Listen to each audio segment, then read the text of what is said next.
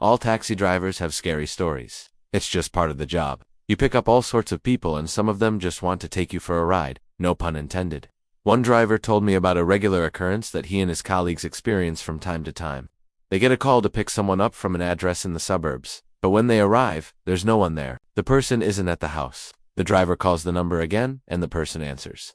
"I'm sorry, I didn't mean to hang up on you," they say. "I just got cut off. Can you still come and pick me up? I need a lift to the cemetery." The driver accepts, and soon enough, the person is in the car and giving directions to the cemetery. As they drive along, the passenger is quiet, staring out the window. When the driver turns into the entrance of the cemetery, the passenger asks him to stop the car. "I need to get out here," they tell him. "Oh, I thought you were going to the cemetery," says the driver. "Well, I am, but I didn't think you were actually going to take me there," the passenger replies. And then they get out of the car without paying and without a word of thanks. The driver told me that at first he thought it was a joke, a prank played by some bored teenagers, but it happened too often for that. And besides, the people he picked up weren't teenagers, they were adults, well into their middle years. He said it was creepy because they would give him the exact directions to the grave, telling him things like, "You know, third on the right, after the weeping angel statue. No, the one on the left, not that one."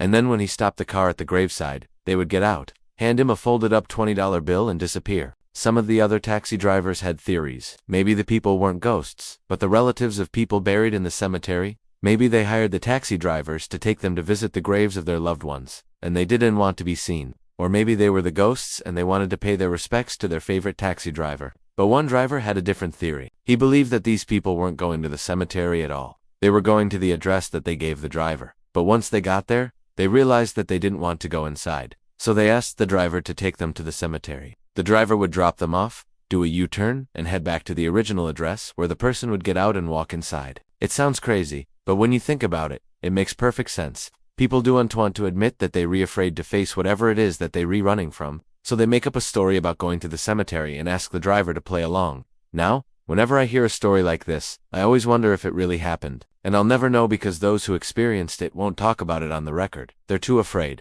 Now this is one scary story that will keep me awake at night. Good night.